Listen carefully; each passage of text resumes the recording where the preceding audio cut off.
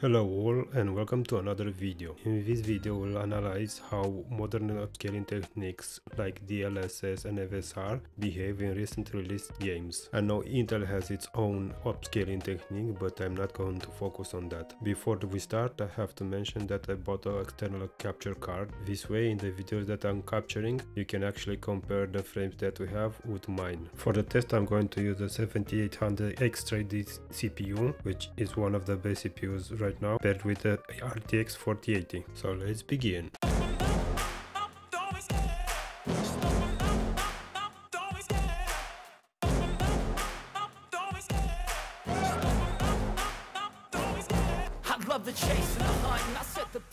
This is Cyberpunk 2077, a game released in 2020. Why I'm checking it? Because it's the first game with path tracing. If you're not sure about path tracing, check it on internet. Short story, the algorithm is integrating over all the illuminations, arriving to a single point on the surface of an object. And as we can see, the performance is quite low. We are between 30 and 35 frames per second in most areas. What we can see is that GPU is 100% utilization. We could benefit from some upscaling. First, we'll be checking DLSS quality mode, see how the game performs. The performance uplift is quite good. We have around 60 to 80% performance uplift. This technology could be amazing. Now, let's see if we can gain more performance by changing DLSS quality to balance. This will lower even more the internal resolution and upscale it to 1440p. As it can be seen, the performance increase is not that huge. So moving from quality to balance on this setup is not a big improvement. Now I'm going to show you that setting performance for DLSS,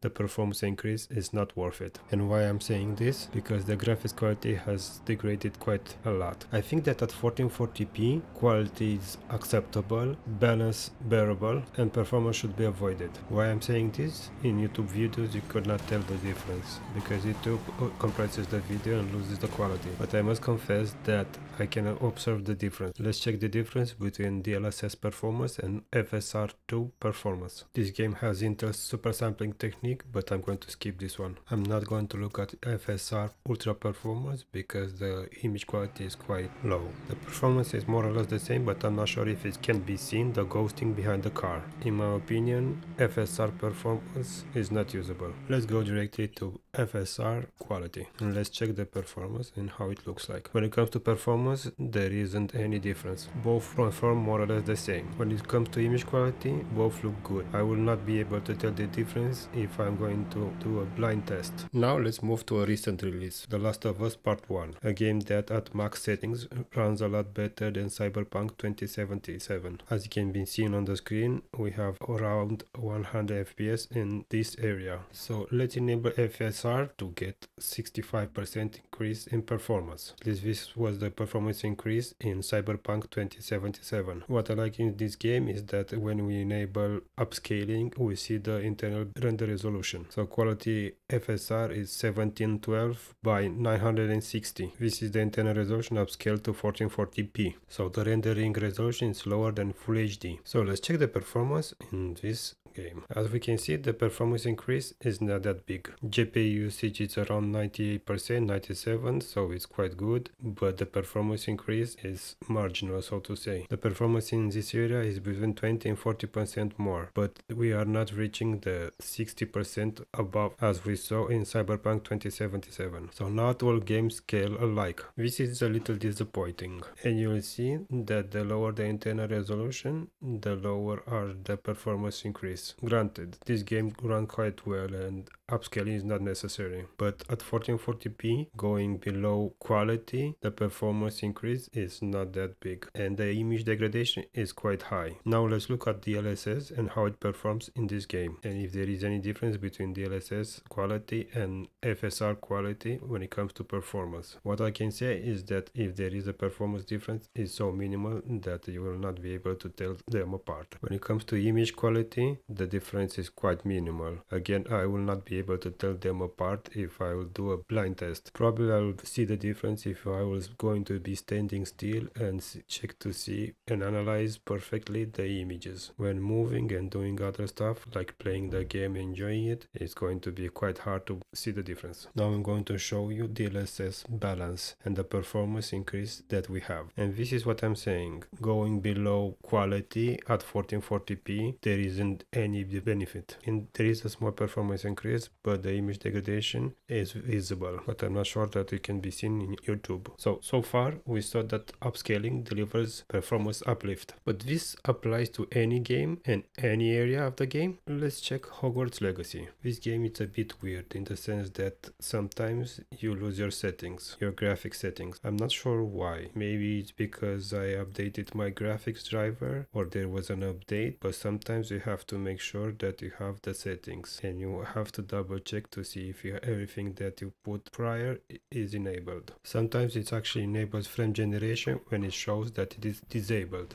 And sometimes I need to restart the game for the settings to be applied. So in this area we have good CPU utilization, good GPU utilization, and we have good frame rates. Where in this forest the performance is not as great. Upscaling could be used here. I'm going to enable DLSS quality and see the performance uplift in this area. In this game as well, you can see the render resolution when using DLSS or any upscaling technique. Now, if we check the performance in the forest, the performance increase is quite good. Here we have a performance uplift of more than 50%, which is quite good. If this applies to any part of the game, it's amazing. The most important thing that you have to take note of is the GPU utilization. This is quite important to know as this will help you achieve more FPS when enabling upscaling. When you have situation where the GPU utilization is quite low, below 90%, the performance uplift is not going to be there. And in some cases, you will not have any performance uplift at all. And why is that? Well, when using upscaling, we are using actually a low resolution and it's actually upscaled to the current resolution. In my case, 1440p. So when we're using a low resolution, the stress goes to the CPU. This is why you have tests with CPUs at low resolution, as the GPU will not be the bottleneck. So if you want to have more FPS at low resolution, you really need a beefy CPU. And this is why I'm stating that at 1440p, going below quality mode, you have diminishing returns. And in most cases, the image degradation is not worth it. Let's check another recent released game. This one is Jedi Survivor. Let's enable FSR to see how it performs here. As it can be seen, the GPU utilization is around 80%. So this means that this CPU cannot push it to its limits. Most likely with a beefier CPU, here we will have more FPS with the same GPU. Let me show you balance mode. First, if I remember where it is. Remember that before we had around 80% GPU utilization. This was with FSR quality as can be seen here. So setting it to balanced, let's check the GPU utilization. If the GPU utilization is too low, we are wasting time with upscaling as the CPU is not powerful enough to push it to its limits. More or less the same. Performance has increased a bit, a really small performance uplift, and believe me, the image degradation is quite high. And this is the main issue when it comes to upscaling. If you are playing at 1440p or below, do not use anything else besides quality. To me, as I play games mostly in native resolution, choosing balanced or performance, the image degradation is quite high. And on high-end setups, choosing below quality at good frame rates, the performance increase will not be that high. I think balance should be considered when you are hitting below 40 FPS in native. Now have a look at GPU utilization at native. My CPU can't push it to 100% in this area, but when moving around I can reach close to 100%. And I think this is the main issue in games right now. You have areas where the GPU utilization is quite low and not even upscaling will help you there. Frames will tank regardless of what you will do. And the biggest issue is when games are not optimized, not even upscaling can help you. It's good when you have high-end hardware, but when having lower-end hardware, this is quite noticeable. And I think this is the main issue. If you don't have performance metrics on your screen, you will not know. You will not know and you'll think that the performance is not good, and you will use upscaling to have better performance, and you will see that at quality maybe you don't have the performance that you want, and you will go using balance or performance, but still some performance will tank in some areas, as in this game, A Plague Tale Requiem. This is native 1440p with everything maxed out, and the performance is quite good. Let's enable DLSS quality and see if we can squeeze more performance out of this setup. This game supports as well DLSS frame generation, but I'm not a big fan of so much input lag. So we see a performance improvement of around 20 to 25%, some areas even more. But this game is quite strange. If I run in this direction, the GPU utilization is quite high, and we have good performance uplift when using upscaling. I know that the latest game released on Unreal Engine 4 have issues. This is not on Unreal Engine 4. And now they are using an internal built engine for this game, so don't blame Epic for everything. But it's quite strange. Look, I'm turning around and the performance tanks. The GPU utilization is around 80% and I'm not sure why. As I just ran in this direction, the GPU utilization was above 95% in most cases, reaching close to 100 in some areas. Let's check to see what happens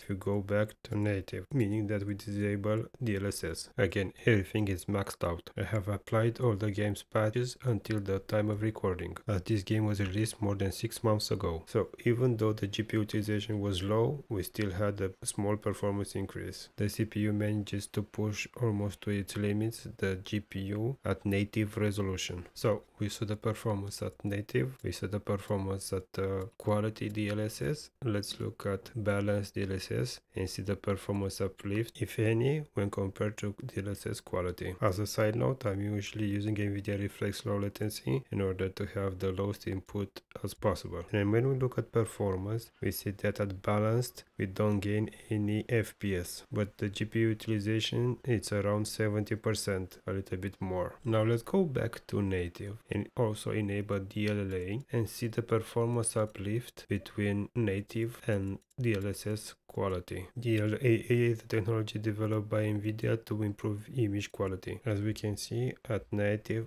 we have around 90 FPS, a little bit less, so DLSS quality brings about 25% more frames per second. Now let's look at some use cases where upscaling will not help. First, Redfall. This game delivers good frame rates on this hardware, but the GPU utilization is quite low, and using upscaling to increase FPS will not produce any benefit at all. So if you are in a situation like this where the GPU utilization is quite low, can be because of two things. If you have a good CPU, this means that the game is unoptimized. If you have an older CPU, like anything below the 7000 from AMD or anything below 12,000 from Intel, then my recommendation will be to increase the graphic settings, as you'll probably lose minimal frames per second, but you'll gain in visuals. I think the days that when you could keep your CPU for 5-6 years are gone. If you don't believe me, look at the 4090 and see that there isn't any CPU that can push it to its limits in a resolution below 4K. Also keep in mind that upscaling at 1440p will put a strain on your CPU and relieve your GPU. And to put salt on the wound, you have unoptimized games that can't use your CPU properly. And because of this, when you are playing games, I recommend using a monitoring tool to see where you stand. And that's it. If you like the video, please subscribe to the channel and hit the thumbs up button. See you in the next one.